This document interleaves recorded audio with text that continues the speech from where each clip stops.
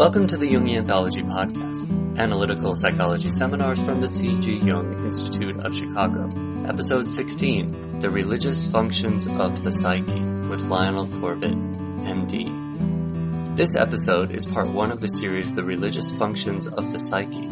In this seminar, Lionel Corbett reviews developments in self-psychology from the point of view of the relationship between the transpersonal self and the personal self, a relationship with important implications for our understanding of spiritual growth.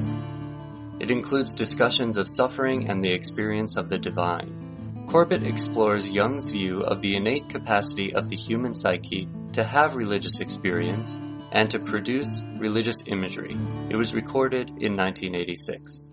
Lionel Corbett, MD, received his medical degree from the University of Manchester, England in 1966, served as a military physician, and became a member of the Royal College of Psychiatrists in 1974. In the USA, he did fundamental research into the biochemistry of the brain, began one of the first programs in the psychology of aging, was a hospital medical director of inpatient psychiatry, trained as a Jungian analyst at the C.G. Jung Institute of Chicago, helped found a training program for Jungian analysts in Santa Fe, while carrying on a private practice and teaching psychiatry at the University of New Mexico.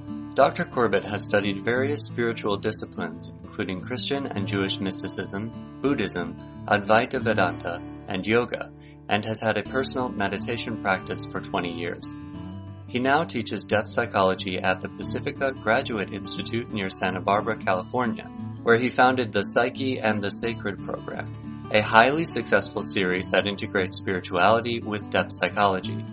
This program has developed a powerful approach to spirituality that is based on personal experience of the sacred, avoiding all forms of doctrine and dogma. He is the author of 5 books, several training films, and about 40 professional articles. If you are interested in listening to the complete series of lectures, there is a link in the show notes, or you can go to our website at www.jungchicago.org.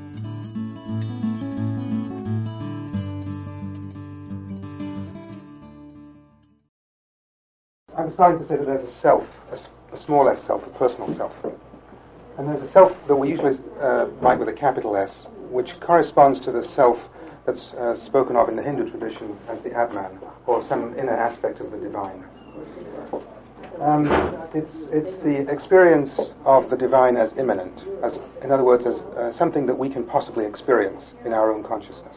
That's the meaning of immanent, present somehow. And then we most of the traditions postulate that there is what is variously known as a Godhead, or the ground of being, which is the transcendent self, which is beyond categories, beyond words, and beyond thought. Okay? So we have a transcendent self, which is unknowable. It's somehow just the immensity of being by which nothing can be said. The Godhead. Okay? But occasionally, this transcendent self, which is unknowable, is experienced by the individual immanently, and that would be what we would call God. Okay? Or the experience of the divine. And then we have a personal self which does all the experiencing. Okay?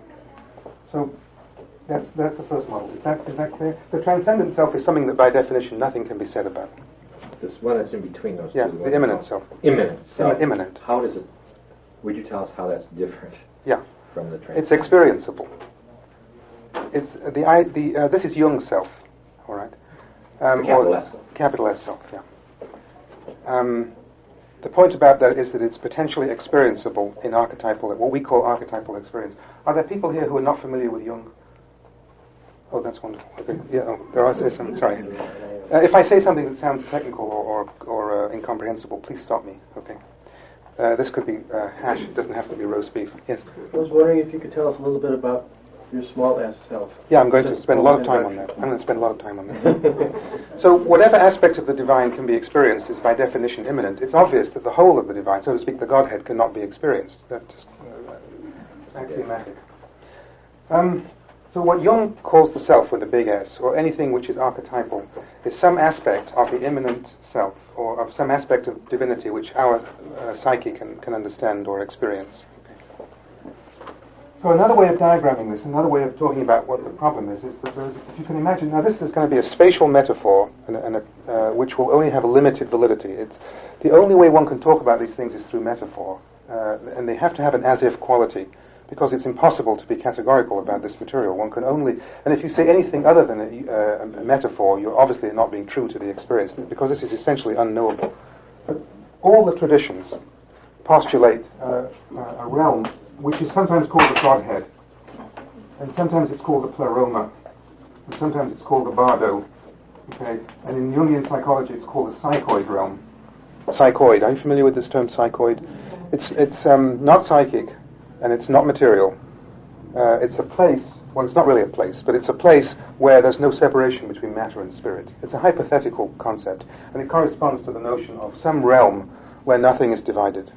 That's the realm of the psychoid. In the Tibetan book of the Tibetan tradition calls it the Bardo. You get the idea. So this is really unknowable and beyond categories. It was your first and largest. That was the big one that has no boundaries. Okay. Now this line represents the beginning of history and time and space as we understand it here. This line. Okay. This is obviously strictly metaphorical. And all we can postulate about this realm of the Godhead is that things are undivided. Things are just some kind of unknowable oneness. Even the word one is a mistake in this realm, because obviously the divinity at that level would be beyond number, so that the word one would have no meaning. One would already be have all kinds of philosophical problems attached to it. So it has nothing to do with number or time or space. But it's clear that at some point this experience of the divine comes into history or time and space as we know it.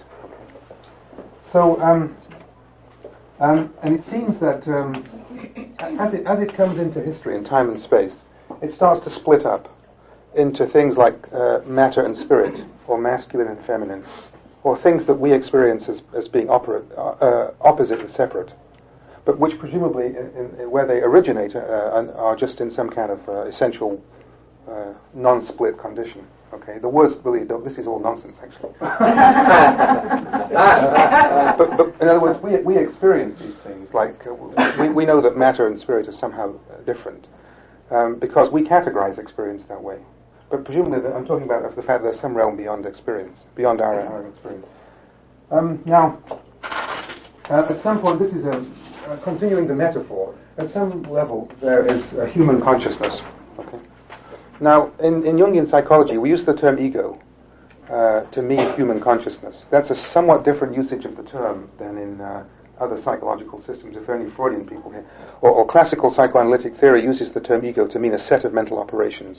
The capacity to think, the capacity to walk around, the capacity to remember, the capacity to calculate, and all those kind of things, to defend oneself, are all operations, okay? It's clearly not a noun, it's not a thing, it's a verb, it's a set of processes. Now, Jung doesn't quite use it that way, and there are problems with using it that way that I'll talk about. The problem, very briefly, is that these sets of processes, like thinking and feeling and walking around, get personified. So the way people talk about it is as if there was a little man inside your head, you know. And then eventually, the ego, which was originally a set of operations, gets to mean the person. Okay, it sort of stands for the person. So I feel with many people that if we're going to talk about the person, we may as well just talk about the person or the self and not make up any fancy words. So a lot of us don't like the use of the term ego for that reason. We just talk about the person or the self, because the self is much more than the ego. It's much more than a set of operations. Okay, this is getting ahead of myself. In Jungian psychology, when we refer to the ego, we're not talking about these sets of operations like thinking and feeling and so on. We're talking about human consciousness. So ego is synonymous with human consciousness. Obviously, I should have prefaced all this by saying that I'm trying to define some of the terms that we get into so that we don't get tied up in a knot. So human consciousness is roughly synonymous with ego. All right. So just imagine with me in this imagining, which is really a metaphor, and it's only true in a very metaphorical as-if sense, that there are certain lineaments of the divine which move through time and space and can eventually be experienced in a human consciousness. Okay. Certain aspects or attributes of the divine, or interventions, or movements. It's very difficult to know exactly what word to use, but that we can experience them. Okay. Now these are when I say I experience it, I, of course, is the Latin word is ego, so it's the same thing. It gets into my consciousness. And we call these what I like to call lineaments of the divine. We call that we call those archetypal experiences. Okay. So if you happen to be on the road to Damascus and you hear a voice and you go blind, that's an archetypal experience. Okay. But we can all have archetypal experiences in different ways. That's just a very familiar one.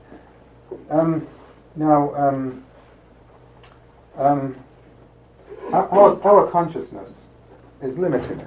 We can think of consciousness as being like a mountain or an iceberg which has a tip and a great deal below the tip, and we can only be aware of the tip. Okay, and we know that the rest of it that we're not aware of is the unconscious. Okay, so I could draw my mountain this way, and of course this front tip would be consciousness, and we know there'd be lots of stuff that we don't know about. Remember, the very important thing about the unconscious is that you're not aware of it. Okay, so this has given rise to the notion that there is. You want some? This has given rise to the notion that there are aspects of awareness that we call the unconscious. There's a continuity of consciousness between the unconscious and consciousness, except for a barrier that's known as the repression barrier. This is going to mix up psychology, psychoanalysis, and psychoanalytic theory with theology in a way which I hope doesn't end up being an abortion. But the barrier between consciousness and the unconscious is called the repression barrier. Are you familiar with this concept? The idea basically is if you get a thought or a feeling which is so awful or so unacceptable that you don't want to be aware of it, that the mechanism of repression pushes it out of awareness. Okay. So if this was consciousness up here, and here's the repression barrier, and I meet my brother, and my brother was always a competitor of mine for my father's and mother's affection, and I begin to feel an impulse to kill him, then that is a very unacceptable thought. So it's pushed down out of awareness. Okay. So that's called repression, and I don't even begin to think about it. And when it's successful, that allows me to be comfortable and say hi and not worry about it. Okay. To the extent that it's not successful, I would be a little bit uneasy with him, but because it was unconscious, I wouldn't know why. That's the concept of the unconscious. But sometimes things can be not pushed down in this kind of vertical sense, the repression barrier, which is this way in my model, but this way. Okay.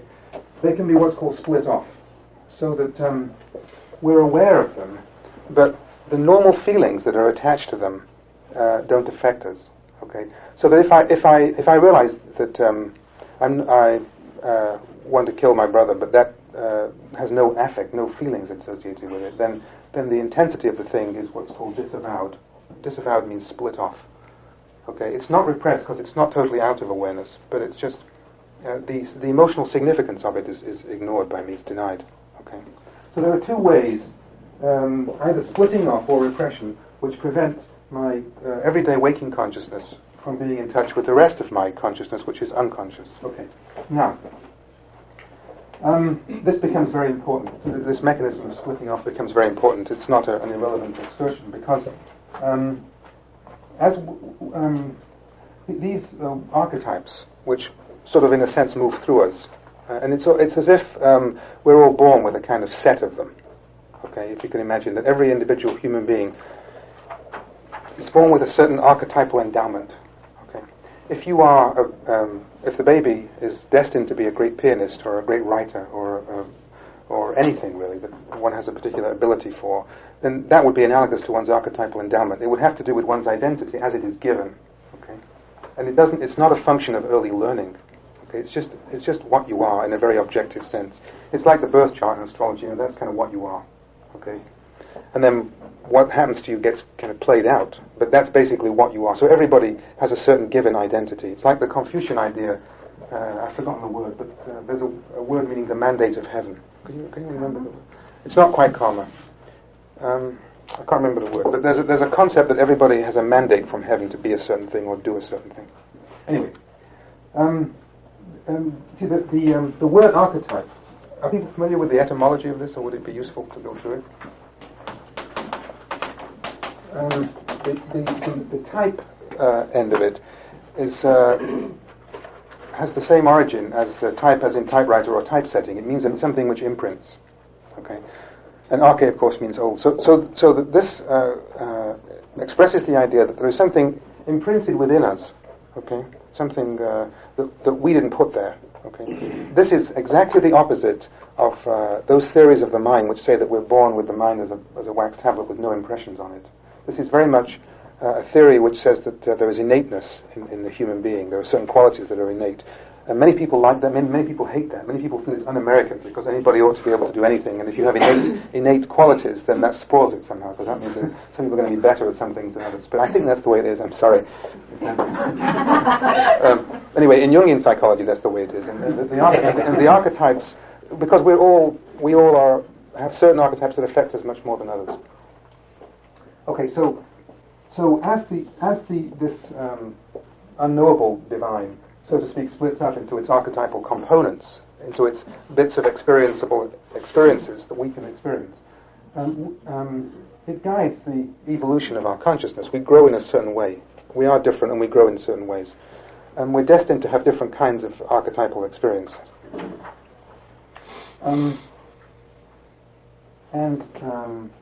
Jung says that there's an area of our psyche, of our mind, which is personal unconscious, and that's the part of our awareness that's been conditioned by childhood developmental factors. This is where what your parents did to you comes in.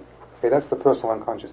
It's that area of you which has just been conditioned, and to greater or lesser extent you're aware of the conditioning, and to the extent that you're not aware of how you've been conditioned, that's the unconscious. That would just be another way of saying it.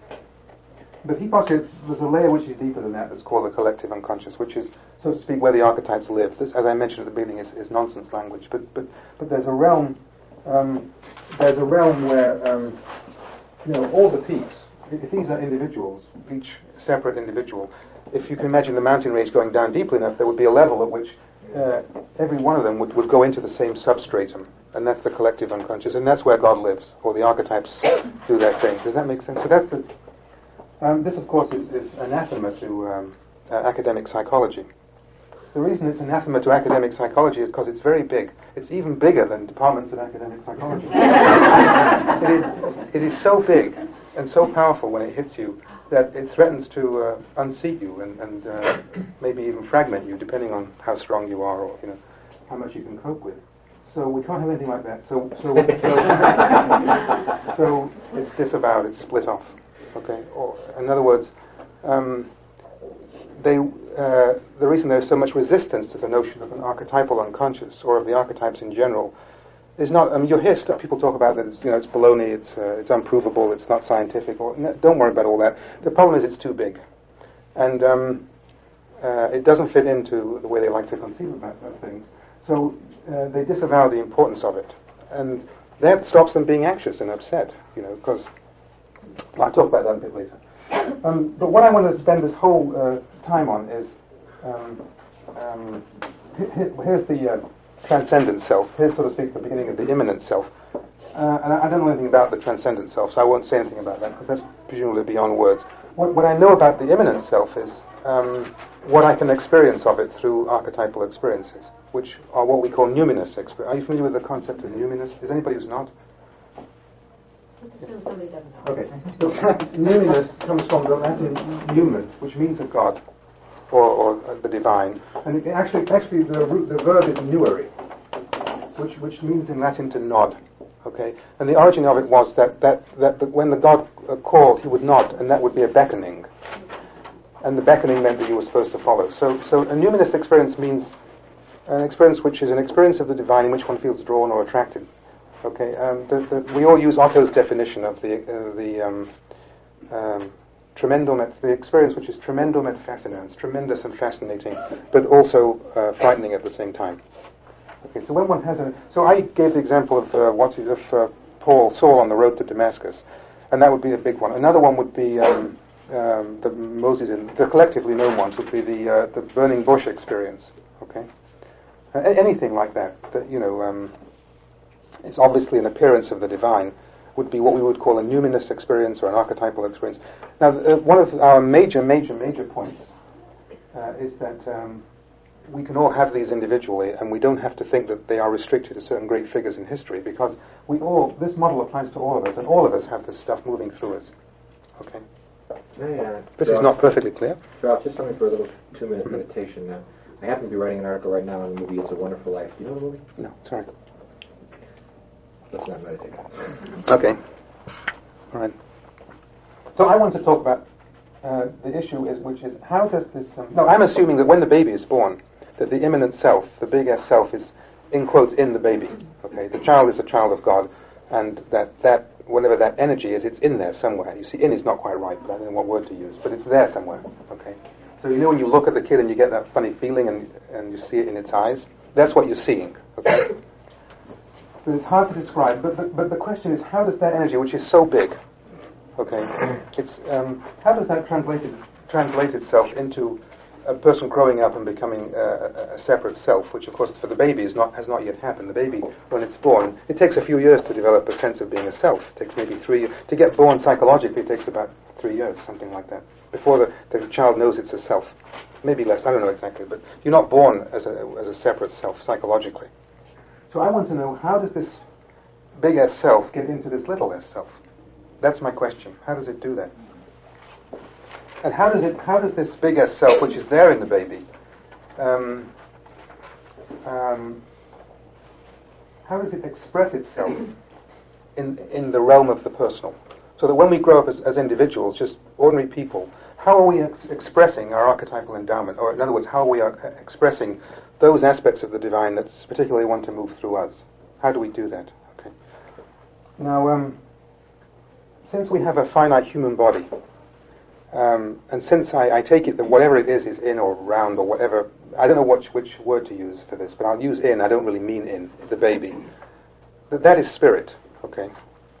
So this, of course, leads to this difficult spirit-body problem, which I can't particularly solve.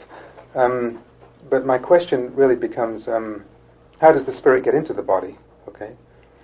And since I think that this archetypal endowment of the individual is going to greatly influence the psychological development of that child, I call this process by which the spirit which is present at birth and then gets into the physical realm via the human body, I call that incarnation with a small I. Okay? I call it with a small I in case anybody gets upset and thinks I'm talking about incarnation with a big I. Okay, which happened to me in a couple of places and I got yelled at, so I didn't get yelled at. So it's incarnation with a small I. Okay. Now, this is no less than the process of psychological development, which in Jungian psychology is called individuation. It's the same thing. Individuation just means becoming a unique individual or a whole person, or really just becoming what you were destined to become. That's really all it means, which is saying a great deal, of course. But the individuation is synonymous with incarnation in this sense, because one's individuation, one's psychological development, is predicated on these essentially spiritual factors, which they seem to be having a better time next time, which were present at birth. So is that a clear concept? Okay. So I want to talk about the relationship between the big S self and the little S self and the process by which the one sort of gets into the other or influences the other. Yes? One of the things I'm having a hard time imagining from my own experience is that I feel oftentimes a great estrangement from these big S selves or God, and I couldn't say this estrangement is just the result of repression barrier. No, it's not. No, I didn't mean to imply that. I'm sorry. I didn't mean to imply that. Well, this is an extremely important question, and I was going to talk about it rather later on. Okay. Do you mind if we leave it? It basically has to do with the fact that I'm going to assume that the divine is always seeking us out, and that there are certain things that we do in our own psyche which prevents us experiencing it. So when we feel estranged, the problem is that there's something that we're doing which is preventing us experiencing it. Because I can't prove this to you, but I don't think that God is somehow hiding from us. So I think the problem psychologically is what are we doing to interfere with the experience. And could we leave it? Because it would really take us off track if we went. But I promise that I will. I'll tell you about it later. Okay. Well, it's a critical. It's sort of really, in a way, the whole point. Because what can we do to experience it more is the important question. But one of the things I can say straight away is that sometimes the experience is so big that we're frightened to let go into it. Okay. But I'll talk more about it, because in order to in order to really answer your question, I have to talk about some aspects of small s self-psychology. Because there is a concept in psychology which will help to explain why it's difficult for the small S self to receive the energies of the big S self, and it's the concept of narcissism. Excuse me. Now, narcissism used to have a bad name, and Freud thought that it meant self-love rather than object love. In psychoanalytic theory, they talk about people as objects, which is why we're all here tonight and not in the Analytic Institute. But objects, an object means the object of a drive, which in traditional theory, they've given this up now, but in traditional theory, there were only two things that made you do something, and that was sex and aggression. And that was they were the motivating forces behind all human behavior, everything. Didn't matter what you were doing. You mean they're not? What? They're not? No, they're not. Sorry. No. But that's a very important question. You still thought they were, obviously. I hate to disappoint you.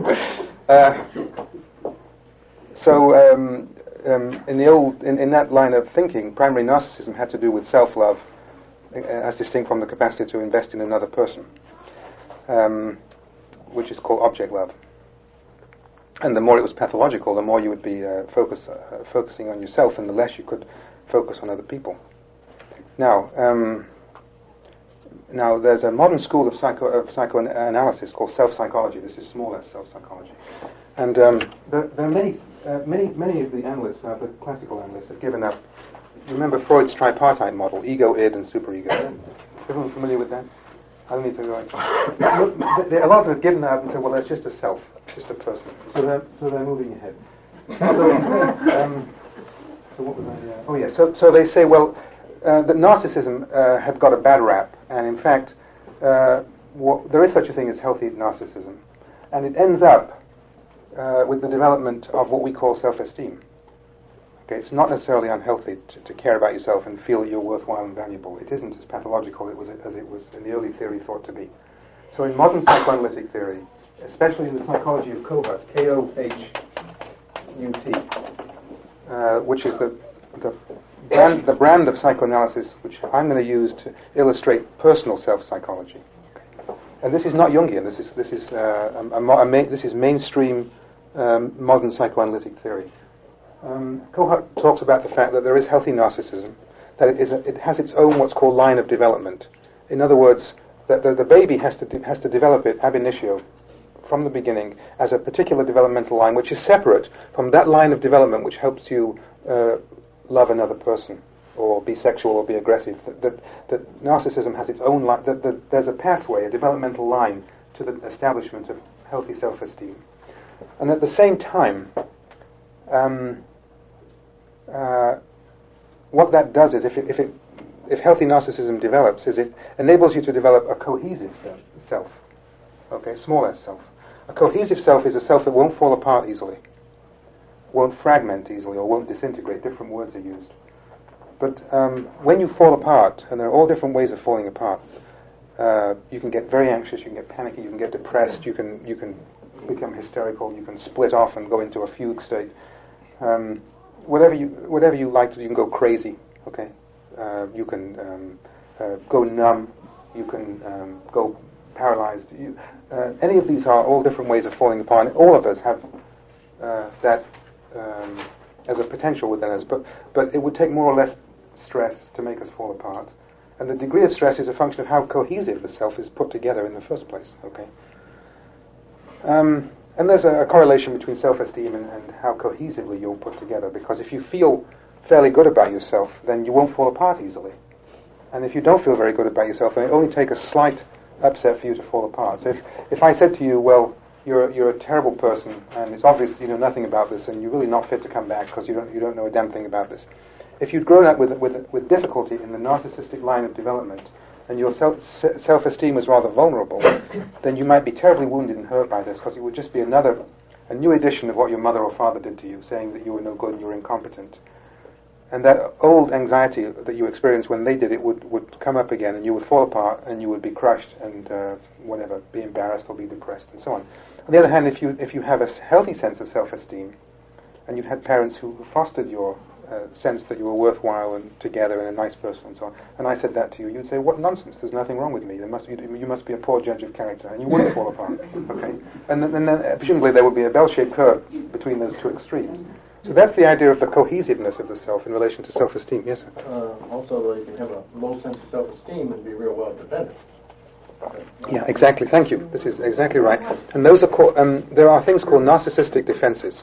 And a narcissistic which gets me to, I'll get round to your question. I'm sorry I don't know your name, but I'll get round to you. But it has to do with the presence of narcissistic defenses, you see. A narcissistic defense, this is about 4 sessions ahead, is anything anything which helps us to hold ourselves together. For example, if the person I said that to attacked me and said, well, you're obviously an idiot, and got angry, then that would be a narcissistic defense, which would serve the purpose of holding himself together or herself together so that they wouldn't fall apart, you see. And there are all different kinds of narcissistic defenses. Anyway, this is very long-winded, but you've got to have narcissistic defenses, but they can be either healthy, mature, or they can be immature and unhealthy. But you have to have something, otherwise you'd be apart all the time. So a metaphor might be that if in the building of the personality, you build it like castle walls, good solid bricks. That's the healthy. If you don't do it well, if they're just defenses for an unhealthy, then you make them out of paper-mache and hope nobody attacks them. If they do... well, not only are they made of papier-mâché, but you also have to camp you have to camp by the walls and defend it. You can't let anybody near. Okay, you know, you have to be the Michelin man, because you need a lot of protection against the vulnerable core. Okay, so you have to live at the boundaries and protect it fiercely. So narcissistically vulnerable people are always defending themselves in what seems to other people an unusually vigorous and ferocious manner when there's no need, but it's because they have a vulnerable core. Okay, and that has to be respected because it's there for a purpose. Well, so what's the relevance of all that? The relevance of all that is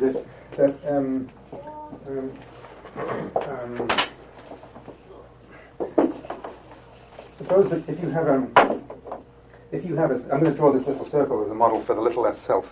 If it's nicely, firmly fit together, you know, all the pieces that go into the person, you know, which make us all fit together. If it's all nicely fit together, then when it has an experience of the divine, which has a much higher grade energy, I mean, God is much bigger. So you've got this very big, high grade energy that's, you know, impossibly large. And this little thing is going to experience it. It's got to hold together so as not to fragment.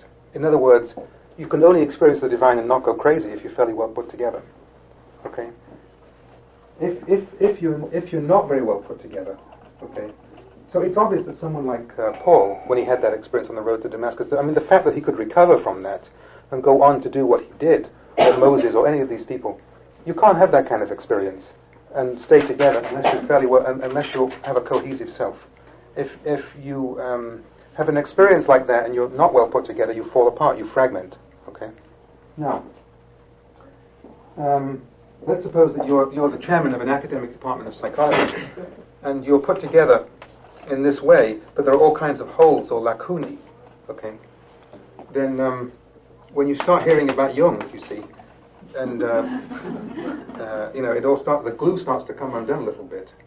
Then, you know, you've got to defend against that because you sense that it's going to be too big. Okay. And that would be a narcissistic defense. And in that case, it would be a narcissistic defense against numinous experience. So a person can have a powerful numinous dream, and then come into the office, and we've all had this experience many times, and they say, well, I had this dream, and then they relate this incredible dream. And they say, well, just one of those things, just another little dream, you know. And they have to defend against the bigness of it. Okay.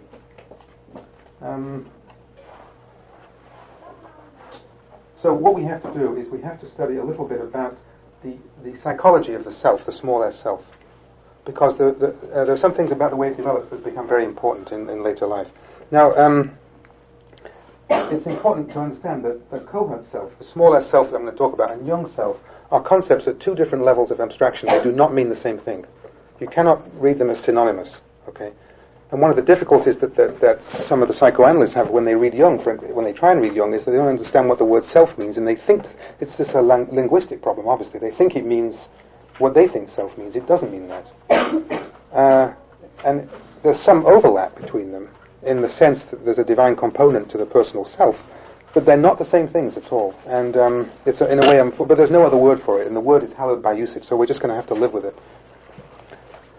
All right, so this big S self has to get into this little s self, and this process is a process of incarnation with a small I. It is synonymous with the process of psychological development or maturation or individuation. Okay. So, since this represents spirit, the spiritual potential of the individual, in this sense, the spiritual development of the person is synonymous with his psychological development within this paradigm. And the better put together he is or she is, I'll say he, I don't mean to keep using say he or she, the better put together he is, the more he's capable of having a profound experience of the divine without falling apart. Okay, that's a hypothesis that I would like to try and prove as we go along. Now, how does the bigger self get into the little self? One of the ways it gets in is through what is known in Jungian psychology as a complex. Is everyone familiar with the concept of a complex? No. Okay. Imagine that you're a small child and you have a father who yells and shouts at you all the time and constantly tells you that you've made a mistake and done badly and this is no good and that's no good. And every day this is drummed into you, so that you develop what is known as a father complex. And any idea or person or thought or feeling or image or association which is connected to father or anything to do with fathering, the whole world of fathers, okay, will cause you to have similar feelings depending on how similar the experience is to the way you felt when you were a kid being yelled at by your father. Okay, so you're in college and you get a note saying, please come and see the dean, and you have a father complex, okay, and you think on the way, oh my God, what did I do wrong? What did I do? He's going to yell at me. What did I do? What did I do? And you start to feel intense affect, intense emotion, okay? In this case, it would be fear, because you're quite sure you're going to be yelled at for getting bad grades or not having clean shoes if you're in England or something like that. So by the time you get there, you're in a high state of anxiety, and the guy might just say to you, would you mind playing for the college basketball team this Saturday, okay? And then you wonder why you're in such a state, okay? The point being that these complexes really distort our perception and stop us seeing things very clearly because of the intensity of the affect. Okay? But how is that connected with the big S? I'm going to get to it. Okay, I'm going to get to it.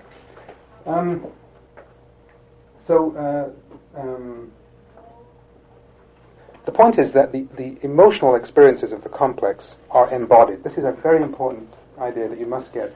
That affect, by which I mean basically emotions and feelings, are embodied. Now what I mean by, I'm going to come to it. What I mean by embodied is that we have an autonomic nervous system, the involuntary nervous system, which makes our heart rate speed up, causes sweating, and the bowels to move, and regulates the blood pressure, and all those unconscious functions that we can't voluntarily control are all under nervous control, and that's called the autonomic, it could be called automatic or autonomous nervous system. Okay. So when you have an experience of fear, your heart rate speeds up whether you want it to or not, and you sweat whether you want it to or not, and you have to empty your bladder whether you want to. All these are autonomic, they're involuntary. Okay. So affect, so they're in the body. Okay. And at the same time, the hormones of the adrenal glands making adrenaline and cortisol and all these different hormones start to discharge, and you get this surge of adrenaline, and you feel hyped up, and you're wired, and okay. So you have a hormonal response from the glands, and an autonomic nervous system response, your heart and sweating. Okay, so that is embodiment. That's the body reacting to the affect. Okay, so affect embodies. So if you have an experience of the spirit, and you get goose pimples, okay, and your heart pounds, okay, and if you don't get goose pimples and your heart pounds, it's not an experience of the spirit. But when you get that frightened feeling, because numinous experiences are usually awesome. Okay, AWE or, and they're often extremely frightening. Sometimes they can be ecstatic, and I guess they should be ecstatic a lot of times. But very often they're just terrifying. So that terror, and it takes kind of 10 years to figure out what the hell it was, unless you disavow it and say, oh, well, it was just something I ate. Okay, like Scrooge. Well, we'll talk about poor Scrooge. But if you really realize what's going on and you feel terrified, then you're having an embodied experience of the divine. Okay. So the spirit, okay, is causing an embodied reaction. Okay, so that is a sense, and this is, you can hear the metaphor, that is a sense in which the spirit incarnates. Because of the experience of the spirit, something comes into the body. Okay, so the affects are the key to embodiment. Now, how does the complex do that? Well, the theory in Jungian psychology is that if you could, these wonderful Jungian circle metaphors, but if you can imagine the complex, at the center is thought to be some image of some archetype. Okay, in this case that I gave, an example would be the father archetype, the archetype of the father. And then clustered around that core of the complex are experiences of the personal father, of fathering people, school teachers, policemen, authority figures, and one could keep making associations to that, you see. Or images of the father, God as an old man with white hair in the sky doing this, okay? That would be the archetypal sky father. There's sort of Baroque music, you know how it's all in there. Well, that's, okay, so the archetype is one of these lineaments of the divine, some aspect of the divine that we are now experiencing. Because the theory is that behind the personal father is the transpersonal father, or mother, the transpersonal mother, or whatever it is. So that one reason that one's father and mother is so amazing is that behind them is some experience of the transpersonal mother, or the archetypal mother or father. Okay, so it's thought that as we have that we are born. Here we are. Here's the baby born at this moment of history, and it's born with the potential for having a certain archetypal experience of the father, which can be either positive or negative, or anywhere in between. But let's take the extremes. So if it's positive and you have a warm, loving father and so on, then you have the positive. It's thought that every archetype has a positive and negative aspect to it. Okay, pole. Is this clear? In other words, you can either experience the divine in its awesome, terrible aspect, or in its positive, benevolent, giving aspect. And there's a personal correspondence to that. What was the point I was making? So if you get a negative, but the potential in the baby is filled in by some human father or mother. Okay, so the archetypal potential, the potential for having one of these experiences, is filled in by the personal mother or father. Okay, but in a sense, the theory is that it sort of sticks to the latent possibility for having that archetypal experience within the child's psyche. Does that make sense? So that when you are experiencing this father complex, you're at the same time, if it's a negative one, you're experiencing the negative side of the father archetype as well as the negative personal father. You are essentially experiencing the dark side of the self, big S self. See, there isn't just one big S self. I mean, Jung talks about it in much too, I hate to say this in here, I hope I don't get struck by lightning, but Jung is much too monotheistic. I should cover the tape recorder. But he talks about the self as if it was one big glob. It's not. The self really consists of its manifestations. Okay, you never experience the whole self. It would be impossible. You always experience aspects of the self. Okay, so you shouldn't think of it in a monotheistic sense. I mean, I can experience white light, and that would certainly be an experience of the self. But it wouldn't be all of it. It wouldn't be the self. It would be some aspect of the self. Okay, I can experience it as a still small voice. We'll talk about this. There are many ways to experience the self, but it's not the self. It's some aspect of it. So the archetype, like in this case, the positive or negative father, is an experience of the dark side of the self, the negative side of the self. Okay, and it's axiomatic in Jungian psychology that one can experience either. Now, how did I get on to? Oh, I know. So when you have an experience of the complex, you are, by implication, according to this theory, having an embodied experience of some aspect of the archetype. So it's through the body, through the affects, that the incarnation occurs. Now, these complexes will determine the course of our psychological development, because to the extent you have a positive or negative mother or father complex or whatever it is, you're going to radically have your life affected. Because when we say the mother or father complex, we're talking about something very complicated. It has all kinds of subtle nuances of expression and feeling and what they said and how I felt. It's really a complicated thing. And it will determine how our life develops. So the archetypes, or the big S self, which are just kind of... When I talk about the self, the big S self, Jung self, I'm talking about sort of all the archetypes. You see, Jung also talked about the big S self as the central archetype. It's not really right. It's really... one experiences these different archetypes. So if you have a mother complex, it's always determining some aspect of your life. Right, and various theologians who've criticized Jung, they've said, well, it doesn't take the form of a cross or a Star of David. It's not the official formula. This self stuff. Sometimes it's just a wise old man or a beam of light or a voice. And they're saying no, the divine only has to correspond to certain formulas. It's okay if you see a woman with a blue dress and standing on the moon, then it's safe. But if you have some experience that's not one of the official categories, they say it can't be an experience of the divine. So that's an extreme example. But I'm going to ask you to widen your categories for what you define a self-experience as we go along. Okay, and then see. Shall we take a break? Let's take a break. Meet in 5 minutes. I'm sorry to cut you off, but I think people are getting up. You started to say something about the highest level of incarnation. Oh, yeah, the highest level of incarnation is when we discover the meaning of the experience. It's when it comes into meaning. Thank you. Let me just go on a bit with my overview. I've almost finished the introduction. One way of understanding Jung's notion of the self is that it's the imago Dei, or the image of God, within the individual. And so any classical imago Dei can be understood as an experience of the self, or as an image of the self.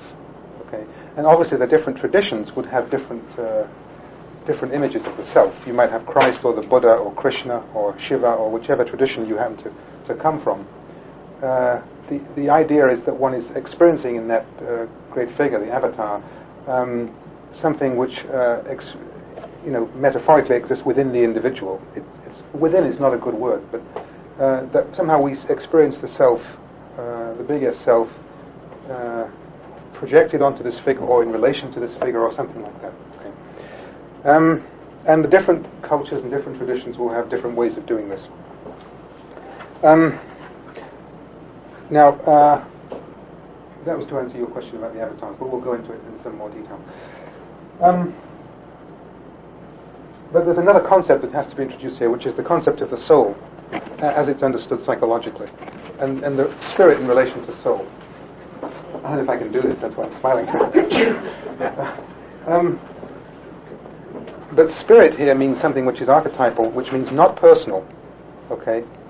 Other with a capital O, beyond, coming from the beyond, okay? Not coming from me, okay? Sort of coming from above, in the traditional sense, that God is above. And soul, the way I understand soul is that it's something which is within, again, here these spatial things metaphorically, within the individual, and gives us, it's that in us which, psychologically speaking, I'm not speaking as a theologian, I'm not speaking about that bit of us which survives death or something like that, but psychologically, it represents our capacity to experience spirit. It's something intensely personal, okay, and intensely embodied. It's really in the body. And if it wasn't in the body, we wouldn't have bodies. Okay, there must be some reason. Maybe before we finish this, we'll get into why we have bodies. But the soul clearly is in the body. It's embodied. Okay. So the metaphor that I want you to think about is that I'm going to use these words. These words are all meaningless. But the spirit comes into the soul. Okay, from beyond or wherever it comes from, it comes into the soul, and the soul is the receiving organ for spirit. Okay. So the way the soul speaks, which etymologically is what psychology means, psyche logos, the soul speaking, or the language of the soul.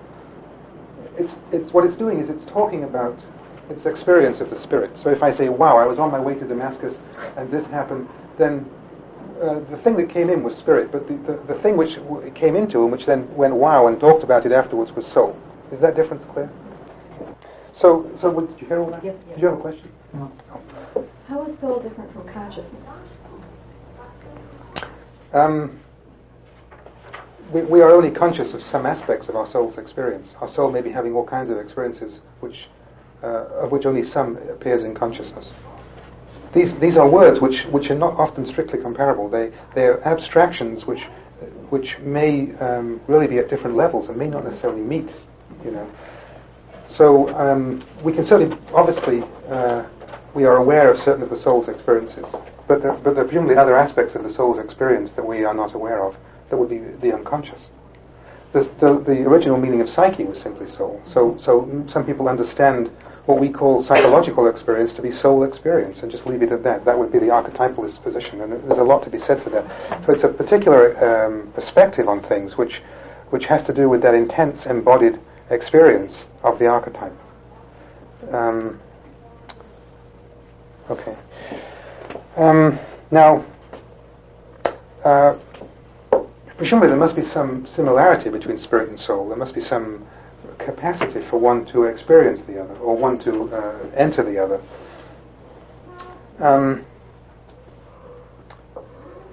Now, it looks like when the soul has an experience of the spirit, what it does is it casts that experience into an image. Okay, this is important. So you're asking about dreams. So in a dream, we have a series of images. Okay, and the dream is soul talk, because the soul tends to talk in those kind of images. And you remember Jung said that the psyche uses image to depict its own process. Okay, the psyche doesn't say, the soul doesn't say, I am feeling depressed. The psyche gives you a dream where you're at the bottom of a hole. Okay, it depicts its process in that way, imaginally, in images, very often not in words. Okay. So there's a sense in which the image is the fundamental unit of the psyche, and it's very important not to hear image in a sense in some narrow way as somehow a mental picture, which represents something, because it's much more than that. When you use the word spirit, you are using it in the sense of the immanent self, or an aspect of the immanent self? Yes, some aspect of it. It's more or less, spirit is synonymous with archetype, because it's transpersonal, okay, or non-personal. So the archetype, these are not totally synonymous, but roughly speaking, spirit equals archetype. And what happens when that gets into the soul is that the experience is cast into some kind of image. So that's why you come and you say, I had a big dream, and then you proceed to talk about it in terms of images.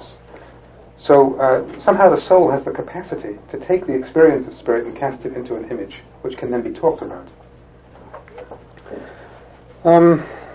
Now, what I'm going to suggest to you is that one of the sources of religious experience is those images which result from the transpersonal spirit entering into the personal soul, and the image which results is the source, either the source or the medium of religious experience. Okay, so if you have a vision, which is an experience of the soul, if you see something which is clearly something very unusual and archetypal, we could say that was an image which was experienced out there, so to speak, rather than in here, using this in-out metaphor. Okay, the dream is, so to speak, an internal image, but people can have visions out there. And that will be a soul experience out there. So the image can be anywhere. But somehow the image is the source or the medium of religious experience. And I think that religions develop around these different kinds of soul experiences. And some of them become collectivized, and lots of people share in them. Okay. But what's important is that we all can have these images. Now, one understanding of religio, the etymology of the word which gives rise to religion, is to read again, okay, from the Latin, which means basically pay careful attention to, reread. So Jung's definition of religion was paying careful attention to these intrapsychic images. Okay, they're not meaningless. So when we pay careful attention to these intrapsychic images, we are paying attention to the images of the soul in their interaction with spirit, and that is a religious experience. Now, it's not. It may or may not have a very powerful affective component. I mean, you can have a dream that seems banal, just ordinary, everyday, and nothing. Oh, I had this dream, and I met my friend, and we went for a walk, and it's this kind of a nothing dream. Okay, but if you really thought that was the experience of the soul in relation to spirit, you might not take it so lightly. You would really search you would search and say, well, what is the meaning here? What is, because it's an attempt at embodiment. You see, if you really look at the dream images and you are moved by them, which sometimes happens, when you are moved by them, then the incarnation to that degree is a bit more complete, because that's what the spirit wants to do. It wants to say, "Hey, Charlie, wake up." So that's why it has this affective component to it. So that's another partial answer to your question, that just paying very careful attention to one's imaginal life, either fantasies, dream images, or artistic productions or creative productions out there which are imaginal, which are not purely personal, but which come from some deeper place, is a religious experience. Now, the official traditions will tell you that that's not necessarily religious, because they want it to be restricted to their formulas. Okay, so I could get into trouble here with very traditional religionists who say, well, you can only have religious experience if it's in the official way. You can't have it otherwise. But that's because we have such a monotheistic mindset, you see. If you have a polytheistic mindset, which is where there are many, and I don't mean that there are many gods in the literal sense, I'm talking here metaphorically, that there are many manifestations of the divine. That's what I mean by polytheistic. That we can have all different kinds of archetypal experiences of the divine, then you don't restrict yourself to the official formulas. You can have a lot more religious experiences. Yes, sir. My reduction is the dream in the basement of being in the dark place, telling me I'm depressed, can be either religious or just a purely personal, depending on how I take it. Well, a lot depends on how you deal with it. I think that's very true. And a lot of dreams don't seem particularly awesome or numinous. They just seem kind of so what. And I suppose that is a weak point of my theory, that they don't cause much affective arousal. That they don't seem to be attempts at it. There are some dreams that nobody would argue with are numinous. But the more banal kind of dreams, I could say, well, I think we just don't appreciate them, or we haven't got the message, or something. But I can't really argue about that, because well, it could be that all dreams, therefore, are if we only paid more attention to them. Yes, that's the point. We may not understand them. I was going to end up by saying that I thought that the highest level of incarnation was when you understand the meaning of one of these experiences as a meaningful experience. That really incarnates it very fully. And when you wrote off being missed by a car in the fear, couldn't that also? Well, it could, yes. I didn't. You're quite right. I didn't mean to write it off because, well, I did, but I realised I was wrong. But because if you're narrowly missed by a car, that could have all kinds of religious meanings to you. So I didn't mean that. It was a bad example. I was trying to get an example of affect that somehow wasn't mediated by the spirit. Maybe there isn't one. Maybe I haven't thought this through. maybe every affective experience is. I don't know. I have to think about it. I think I might be wrong about this. Yes, go. I'm back. Are you saying too that in the dream that has the affective experience, you're getting closer to understanding the dream if you can understand the emotion or the feeling that went along with it? Well, first you feel it. Yeah, but so therefore, if you're having a dream that isn't expressing any feelings, you're probably going to have to work harder to try to figure out. Yeah, but dreams always express feelings, unless you split them off. Oh. You can disavow them, you see, because they're too powerful. The idea is that the self, big S, is the maker of dreams. You could say the dreams come from God. It would be just the same thing. And unless you think the divine is up there making dreams for no reason, presumably, if you get no feeling from the dream, you're disavowing the meaning. That's what disavowal means. It means you get the message but no feeling. It doesn't feel important. Well, I think that's a narcissistic defense. That's to stop us getting blown away by it. Okay. Yes? Would the experience or the dream of intense evil or an intensely painful image of rape, of murder, of obvious pain, degradation, would these be also the live self? Yeah. So what does that tell us? Well, you see, the self has a dark aspect to it as we experience it. Okay. See, this is getting ahead, but I guess it doesn't matter.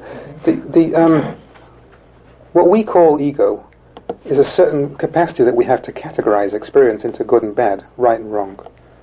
We just the whole of our experience, we say this is hard, this is soft, this is good, this is bad, this is evil, this is good. We're always categorizing all the time. Now you'll have one set of categories and I'll have another set of categories, but it's as if in the mind somewhere, this is all meaningless, but in the metaphor of the mind, there's a whole set of manila folders. Okay, and it says good, and it's got a lot of stuff in, and bad, and it's got a lot of stuff in. Okay, now what you do in therapy is you rearrange the contents of those folders, don't you? You put things in different files, reframe them, or whatever word you use. So, and they call that changing the ego, or strengthening the ego, or expanding it, but it's basically rearranging the categories. Now, so that if you have something that looks terrible, and you think, oh God, that's awful. And then you realize that in fact had some tremendously important and positive aspect that you didn't realize at the time. You change your category. Okay. The problem is that the ego is incapable of really experiencing the wider meaning of all these events. So it's forced to have certain narrow categories. So we experience some things as bad or painful, and we call that the dark side. We call that our personal shadow, which is our own darkness that we may not know about. And that behind that, so to speak, lies the archetypal shadow, or the dark side of the self. Okay, so that would be those aspects of the divine that we experience as negative. I was going to spend some time on this later on, because it's very difficult. But presumably that is a function of this business of categorizing and dividing consciousness.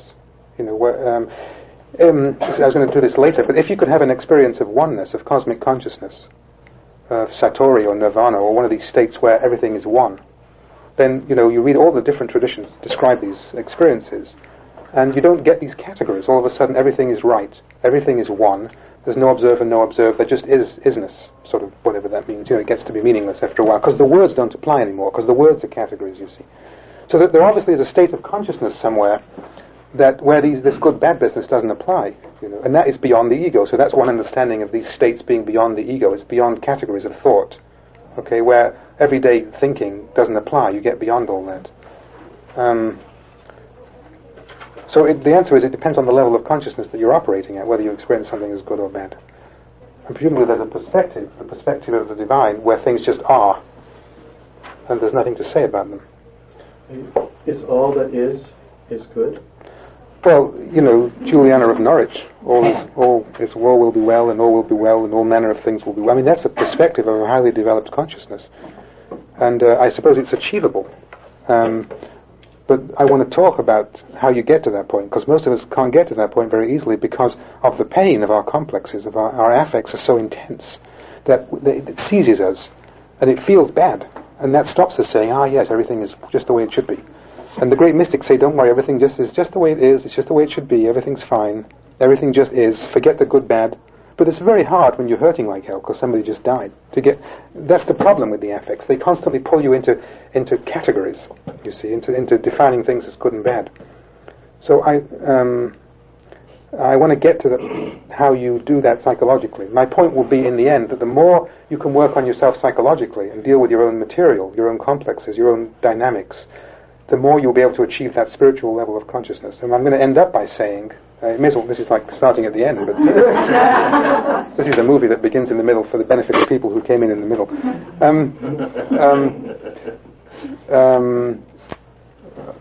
The point is that the more you can surrender your narcissistic defenses, the less you will need to defend against what happens, and you will be able to see everything the way Juliana of Norwich saw everything. But what stops us seeing everything as okay, and what stops us experiencing the world without anger and fear and denial and all the rest of it is our need to protect ourselves against the feeling that this is so terrible, I'm going to fall apart. Isn't there something that we should protect ourselves from? Well, that's arguable. I mean, from an everyday ego perspective, of course, the answer is yes. From the perspective of the divine, things just are. You see, and if you start saying this is good and bad, you're into the ego, which is the human perspective. I'm not trying to knock that, because we've all got that, and it's the thing that lets you cross the road and get here and write the check out. I mean, you have to do all that, right? So I don't want to really get far ahead of myself. The purely Western position, the Jungian position is this: the purely Western emphasis on the ego, on categories of thought and science and technology and conscious development of experience and so on, is too one-sided. That the Eastern position, where you want to get rid of the smallest self or get rid of the ego and be immersed in a oneness with the consciousness of the fullness of the divine, is also too one-sided because we need the ego. And what we should do is relativize the ego so that it feels in relation to the bigger self. Okay. Many people will say that's the Zen position too. That there's a Zen concept.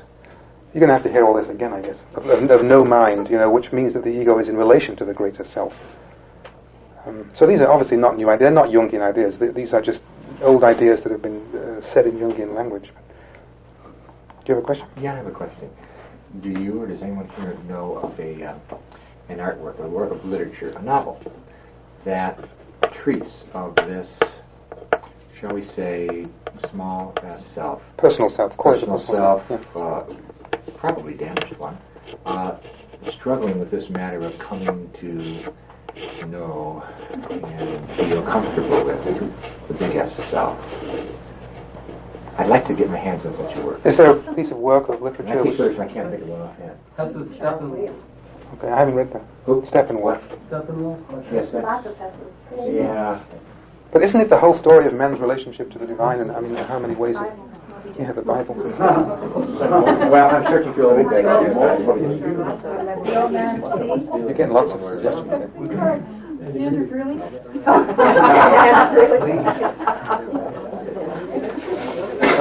But I'm looking for something that deals with the old man say that's true, but it's Moby Dick certainly. But I'm looking for something that really looks at the character in struggle psychologically, not spiritually. I'm trying to make a point. one of the points that I'm obviously unsuccessfully making is that they're the same thing. That spiritual development can be understood as synonymous with psychological development, because the more you can get yourself to little less self together, the more you can experience the divine. So, which is another way of saying spiritual development. So I'm trying to make a case for them being synonymous. Let me just run a comment by telling you. I happen to be using a work right now in the classroom, The Magus by John Fowles. And I like it very much. But John Fowles is very intellectual, very at this level. I'd like to find something that he does there, but at this level. And I don't know. Well, you want to get something written by a feeling type and not a thinking type. Well, I know that. I know that. Well, give me the name. Those guys don't write. No, that's not true. Oh, they do. They must write. Oh, they do. They do. Guaranteed. Are there any feeling types here who'd like to have an author that really connects with them? Why don't you write one? Well, you know the autobiography of Saint Teresa of Avila, where she describes all these experiences and her reaction to them. There's a lot of feeling in there.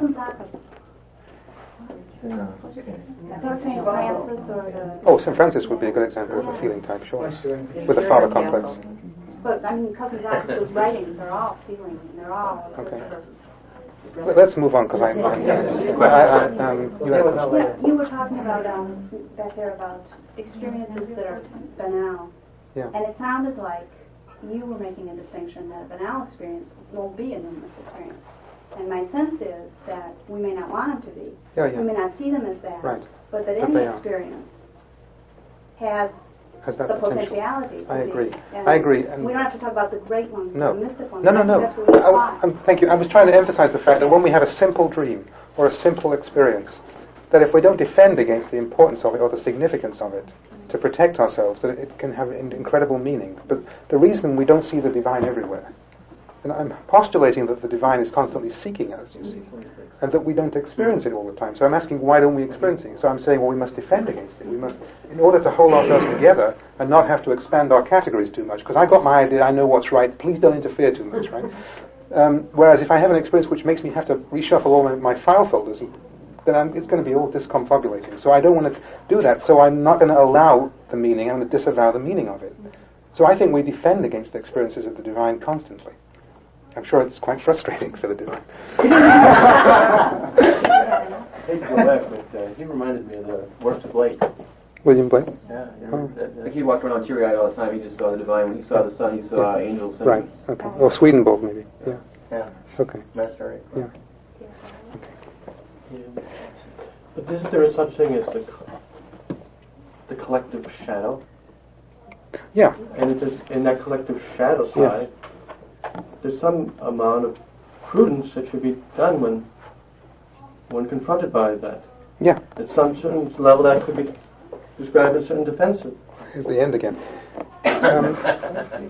There's a quotation from Eckhart which says that I won't get it right because I didn't bring it because I wasn't going to get to it tonight. But he alone has true spiritual poverty. Can you remember it, Al? He alone who has true spiritual poverty, who wills nothing, knows nothing. Wills nothing, wants nothing, and knows Thank nothing. you. Wills nothing, wants nothing, and knows nothing. Thank you.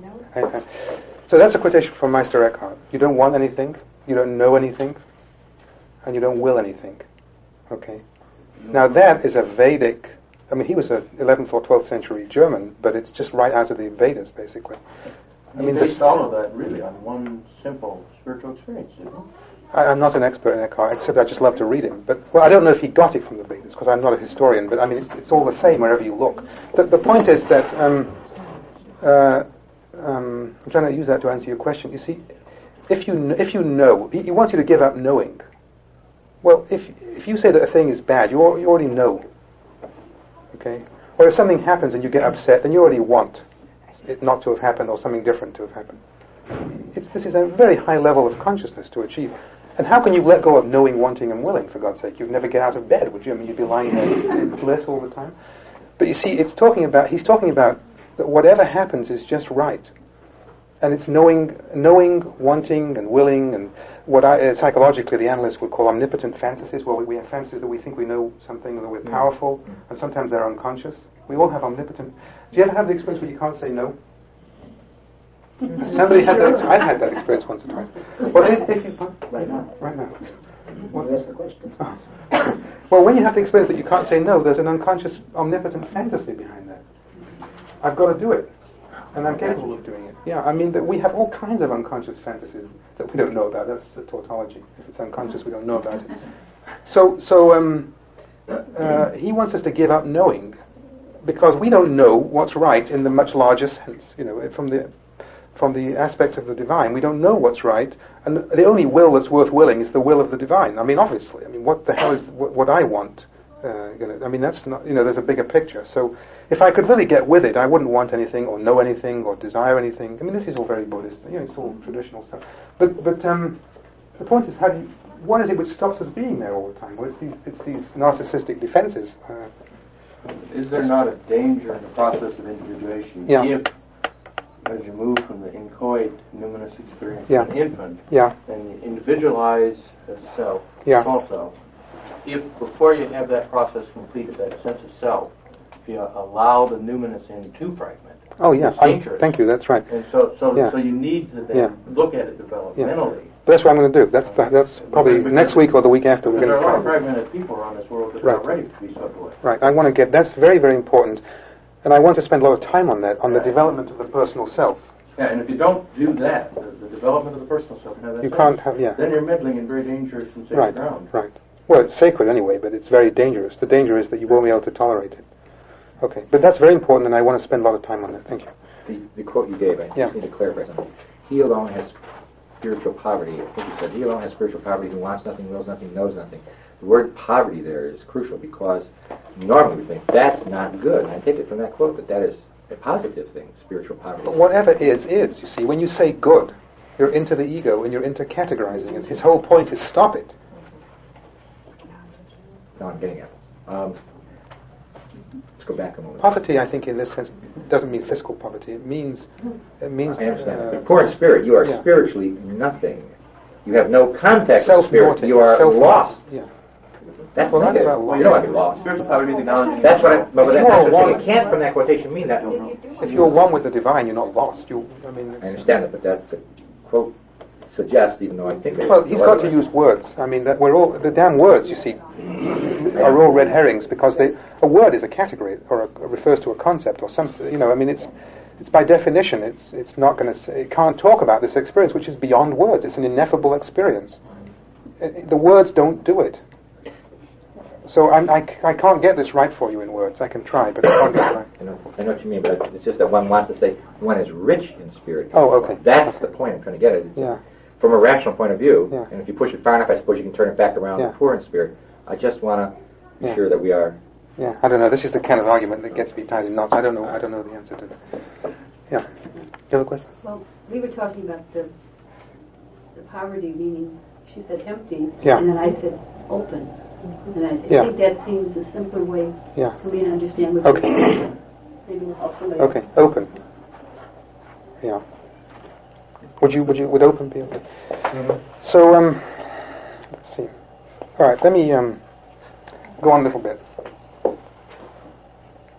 Now, it's obvious that if you cut somebody's head off, they can't think. Right? So the thinking and feeling and so on, and everything that's in our consciousness somehow has to do with the brain. And there are all different ways of looking at the brain. And there's the range, obviously, is the school of thought that says, well, the kidney makes urine and the brain makes thinking. And that, this is the epiphenomenal or central state materialist view, that what we call consciousness is the printout of the brain's computer. That would be the way of saying it. And that there's no mind-brain problem because there's a computer up there and its printout is what we call consciousness. And there are lots of people who feel very happy with that theory. And I'll talk maybe more about that. And then there are other people who would say, well, look, and that's why if you cut somebody's head off, consciousness ceases, because the brain is then dead. And there's no ego, and the ego is, what we call ego, thinking, feeling, and all that, is all dependent on that clockwork working properly. So if you brain damage somebody, the clockwork doesn't work properly, and the ego is somehow impaired, and so on. So then you can argue, well, you can say, well, all there is mind with a capital M, okay? And what the brain is a television set which receives the signal. The mind with a capital M is the signal, and the brain is the radio set or the TV set that picks up the signal and does something with it, okay?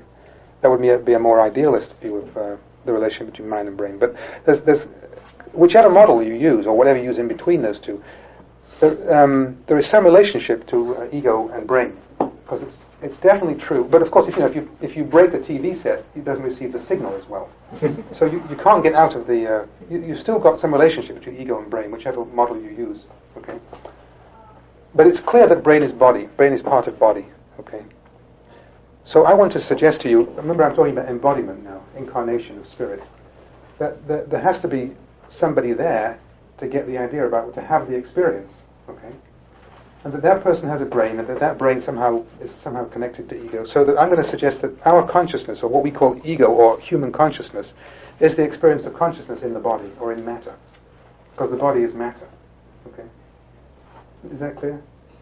The body is made of stuff. It's made of matter. The brain is body, so the brain is matter.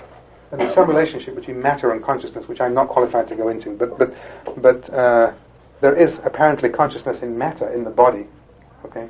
Which we localize in the brain, but that might be too narrow. But certainly our consciousness is consciousness in the body, okay? Because we are in the body. So I don't know how it's brought about, but I do know that our consciousness is in the body. It's embodied consciousness, okay? So the ego is embodied consciousness. So what then, to go one step further with this model, is that the self gets into the body, it does its complex thing, it gets the affects to, that's the beginning of incarnation, through the feelings. And then somebody says, wow, what happened? Okay, and becomes conscious of that. Okay? So now, matter has become conscious of spirit. Okay? Is that so far so good, or is that vague? So the highest level, so then it can say, oh, I know what that means that, and then come up with some meaning. That's a high level of awareness. That's probably the maximum degree of incarnation that we can achieve when we understand the meaning of the experience. Now, remember I talked about the repression barrier and the disavowal, the split off.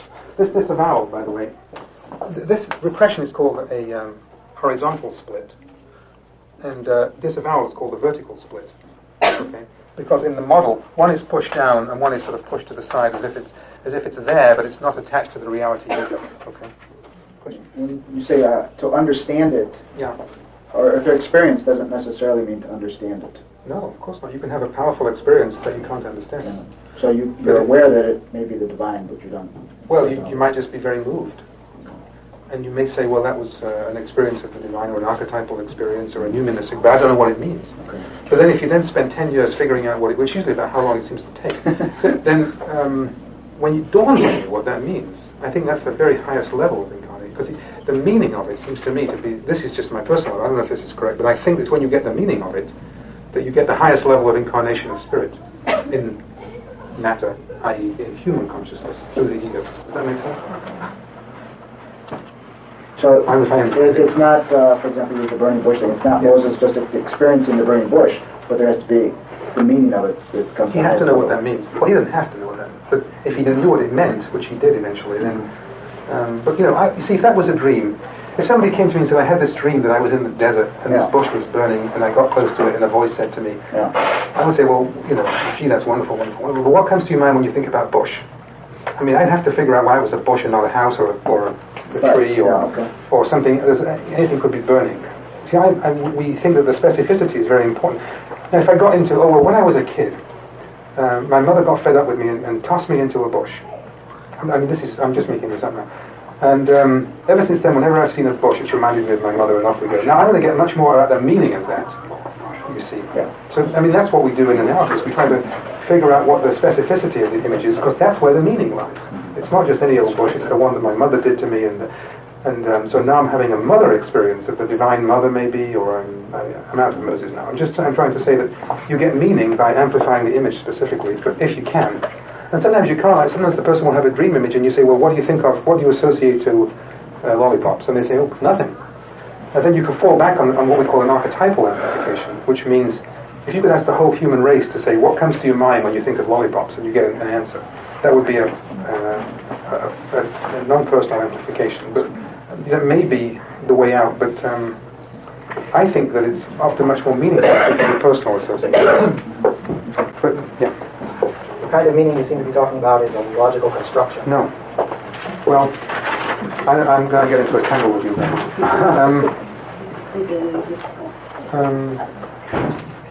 I think that things are meaningful. I'm going to be circular. I think things are meaningful when they really affect me powerfully, emotionally. But I think I understand that it may not be logical in the sense of syllogistic logic. It may be logical in a feeling sense, or in some other. You know, it depends what you mean by logical. I'm not a semantic philosopher, and I can get easily tied up here, but it doesn't have to be logical in the strictly thinking sense. I have to have an embodied sense of meaning. If I know what that means. Knowing, gnosis. It's a Gnostic experience. Small g. Okay. Anyway, you have to have an ego to do that. You have to have consciousness to do that. And apparently you have to have a brain to do that. That means you have to have a body. That means you have to have matter. That means that the spirit's meaning gets into matter. You see? So you have an affect and you have meaning. And I think that that's what incarnation of spirit means in this paradigm. And let's see. Now, all the time. Should we stop? You want to stop or it's 9 o'clock? We started leaving. Go on. Can I take 5 more minutes, or shall I? Yes. Stopping off? Can we have a conclusion? 3 times a session, Mark. Okay. As the contents of the unconscious come up into awareness, into consciousness, what they do is they split up into their different lineaments, and you have different kinds of experiences. And what that does is it enables our consciousness. If I talk fast, I'll do it quick. It enables our consciousness to differentiate the primal self that was there in the baby into its constituent parts. As we experience different aspects of it, presumably it was all there somewhere, but we differentiate it. Okay. So one of the functions of all this seems to be the differentiation of the self in our consciousness. It manifests itself in different ways, and we categorize it, and that seems to give us an experience of different manifestations. And there's a possibility that is how the self differentiates itself. Okay, does that make sense? That leads to the Kabbalistic. It doesn't lead. The Kabbalists arrived at this intuitively, but they said that the purpose of creation is for us to mirror God. That God needed someone to be aware that He existed. I know a lot of people think Jung said that, but actually people think it.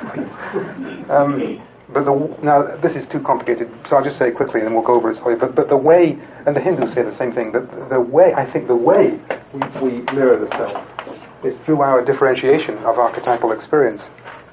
Okay.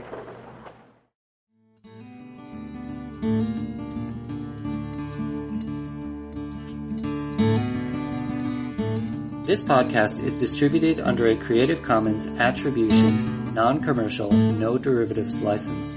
Share it all you like as long as you maintain the attribution to the speaker, but please do not change it or sell it. If you like this episode, tell your friends about us or leave us a review on iTunes. For more information about classes, training programs, videos, audio, this podcast, or to find a Jungian analyst near you, visit our website, www.jungchicago.org.